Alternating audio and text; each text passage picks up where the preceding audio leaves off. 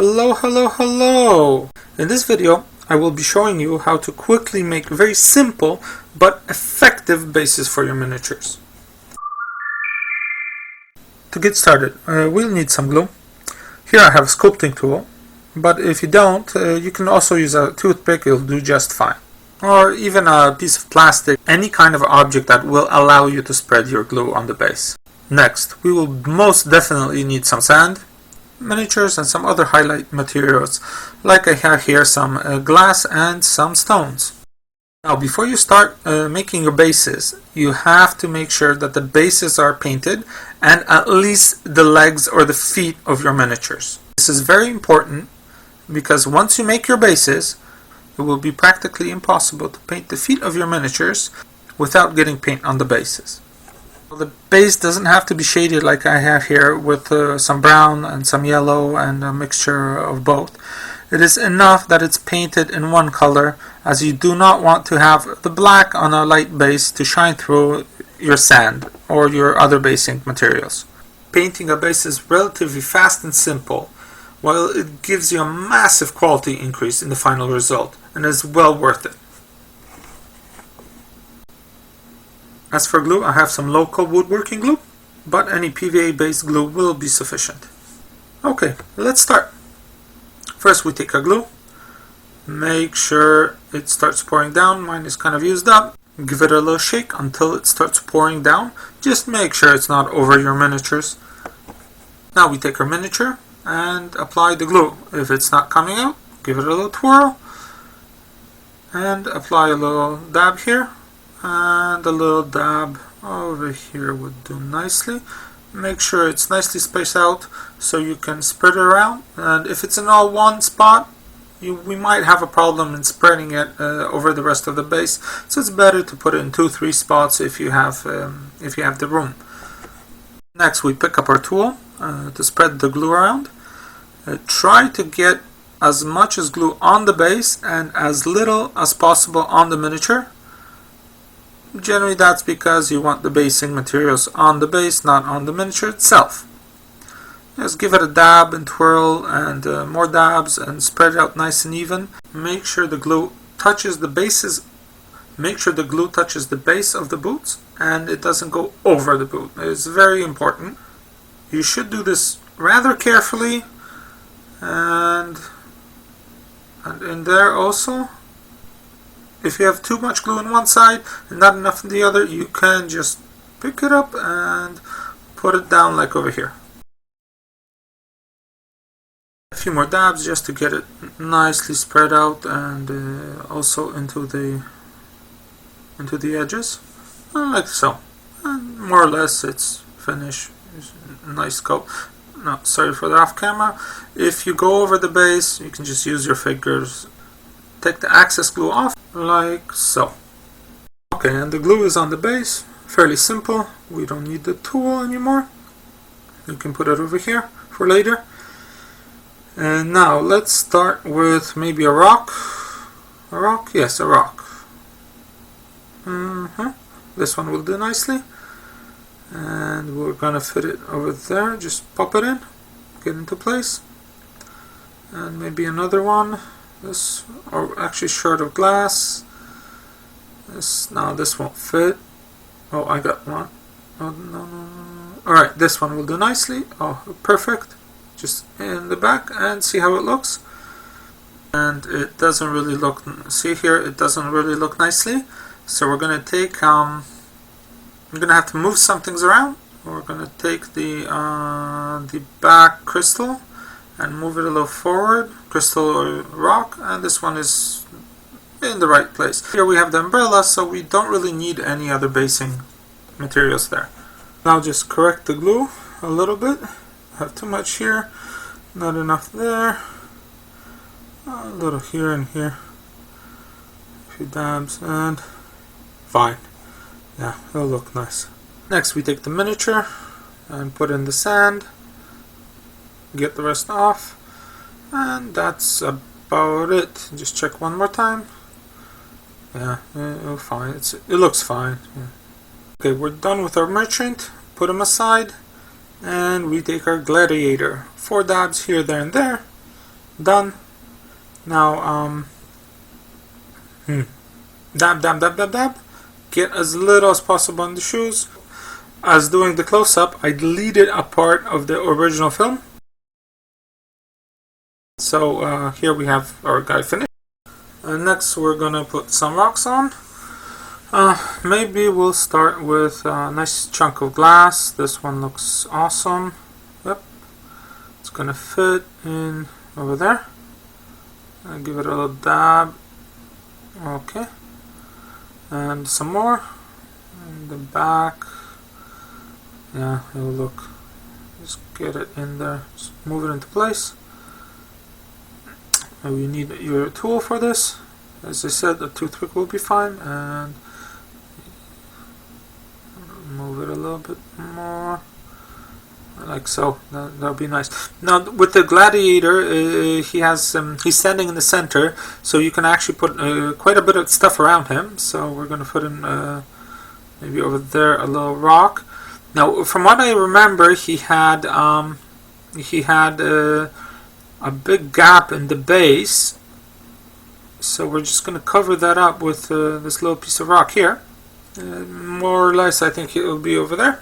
And apply some sand, shake off the rest, and that's pretty much another guy finished. So if you have a miniature like our gladiator here that is standing in the center, you can put quite a bit of these glasses or rocks in on the base, and it will look full. So it looks full. Now if you have some terrain like on the lantern guy, on our scavenger, okay, just give me a minute. I'll do a close-up and I won't delete the movie. There you go. And we're gonna add glue. As I was saying, with a miniature that has some terrain already built in to the base, you don't really need that much accessories or highlights, as I call them, because there's a big chunk of something there. And if something's there, you don't need to fill up that space, as it won't look empty. Now this is one of the few exceptions that you will want to put glue on top of your miniature, as in the scenery, because I want this effect that the we need some more glue. I want the effect that some of the sand will be blown on top of the engine or whatever that turbine is, and as if it was laying there in the desert and it's covered up in sand. So we'll symbolically add, say, a rock. Yeah, a rock will do nicely. So it looks similar to the rest of the bases. I'll just chuck it in right there, over there. And maybe another one over there. And it's a bit much, but so we're not going to overdo it. So yeah, just finish it off, apply some sand, shake off the rest, more sand. Get the axis off, got the base a little dirty, and right now it's more or less done. You see the sand is going up on the turbine, so we're going to add more later, but first we got to put them aside so the sand dries. Now get the gladiator out of the way, and we're going to do scavenger number 2. Now while I do this, a few words about the turbine guy. We need the glue to dry off because we're going to add another layer, because once this glue dries up, it will not stay so thick. It will actually, the water will evaporate and it'll be quite a thin layer of glue. And if we want to build up bulk, we have to add 2 or even 3 layers of sand, and then we should have the desired effect. Now some people might ask, why am I using pre-painted sand? The reason is very, very simple. When you have pre-painted sand and you put it on bases, it makes really nice shades, and because of the structure of the sand, each grain is different. Now if you paint the sand and then you dry brush the sand, it doesn't look natural. To me, it looks just like lumps of ground with shading on it. It just, personally, it looks wrong. I prefer to have this kind of more of a natural look to my miniatures. Now, there's nothing wrong with painting the sand, but generally using pre-painted stuff is just so much faster and easier. As you can see, you can dish out bases very fast. I mean, I did around 80 bases in 2 hours once when we were prepping a friend's army for a tournament. We came over, we were painting, and then we had to do bases so you could get additional points. And I think in 2 hours time we did 80 models. So this is generally fast. Now the birthplace or the birth of the idea for KK Gaming was for people down at our club. We had a lot of newcomers, and we had to find solutions that would allow them to dish out the best result in the shortest amount of time. And the other reason was we would go to nearby clubs in other cities and participate in their tournaments. And of course, everybody had something better than the others. And once we started visiting each other over time, we started competing who would have the best scenery, who would have the best tables, who would have the best mats, who would have the best this and that, and so on and so on. And over the years, we started stealing ideas from each other. Say someone had great food, then others would get great food. Someone had great tables, then we would also have great tables. And in time, we started really specializing in some of the things, until this one point when one of the clubs said, listen guys, could you sell us some of the stuff you make? And at that point, KK Gaming was actually formed. As you can see, we're finished with the last miniature. Just get the axis off, and there, we're done. And we can really go back to the turbine scavenger. Let's put this one back and add another layer so we can build up some bulk, and we're going to add another layer of sand. Now we generally want some sand in that area right here, so it looks like it's going up. Just over here we're going to add some glue, and this way when we add here, it's going to get a better angle, and it looks like the wind is blowing sand over the turbine. I've noticed that I have a little too much sand on the shoe, so I'm going to take my tool and I'm just going to gently remove some of the grains off the shoe, or boot actually I should say, and it should peel off quite nicely and leave the paint intact. Okay, so and this guy also. Now we're going to get some glue on our tool and do a close-up. So what we want to do is get some glue right in there over the sand, dab it a little, and get some more glue. Actually what you do is you take the glue and you put it on tip like so, twirl, and okay, now we got some glue, not too much, and we just gently jab it in there and dab it a little around anywhere we want to add extra bulk. We just add a little glue and make it go up. That should be enough. Got some out there on the rock, and apply more sand, which is very simple. And as you can see, we got more bulk, and there you have it. We have to just wait until it dries, and it will dry a few hours. Now you could add a third layer, but I think the 2 layers is enough. It looks fine.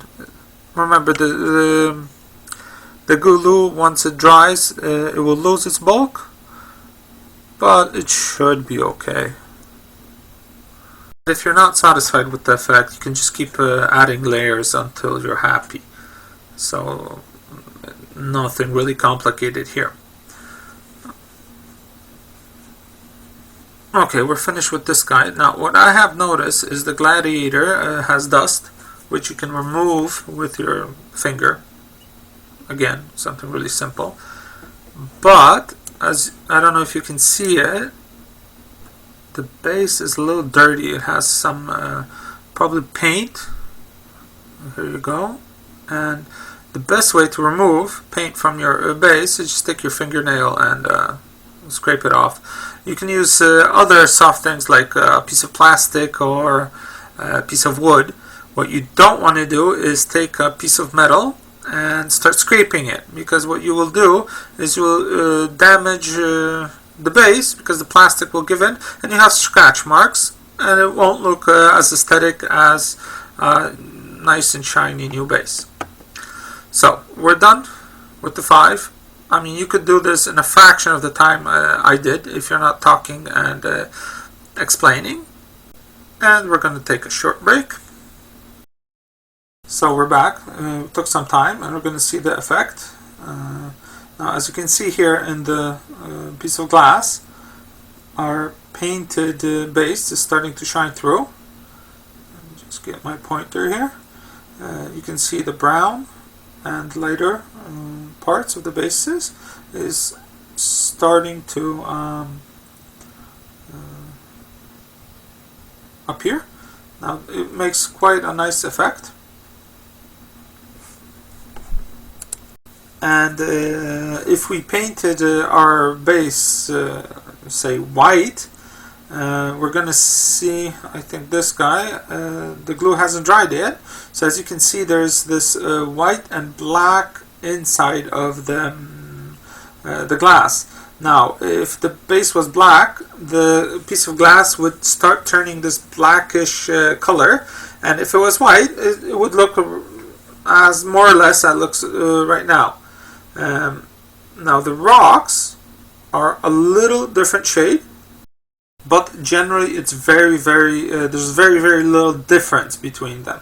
Now I hope you remember that behind the rock I have painted the base brown, and what it will do, the glue is not dried yet, but once it dries it will put this nice shade of a different color. Now what I have noticed, that if you have something in one color, it looks off. The best thing you can do is have different similar shades in a base, and it will produce the best effect. I will do an advanced video soon as a supplement to this that will show you how you can easily mix a few of the variable sands we have to get a much richer effect. And the purpose of this video was to show the simplest form of making bases I could come up with while providing a high-end result. Now, while the advanced techniques are still pretty simple, they require a little bit more commitment. Now, I have just noticed that there's a gap between the base and the turbine right here, and I'm just going to fill that up with some sand. So we take the glue, shake it and twirl until it starts coming out. Okay, it's almost there. Just a little squeeze, not too much, just need a bit, and gently just stick it up there. Not too much again, because we don't really need a lot of sand, just to fill the gap. And this part has been already pre-painted, so we're gonna add a little here and there. Now I have a little too much on the base, so we're just gonna wipe that clean with your finger. There we go, and add sand. Once the sand is on, just shake it off. And I have a little too much, so again use the finger, wipe the excess off. And if you see there's a little too much, so scrape it down with a tool, and it should be fine about now.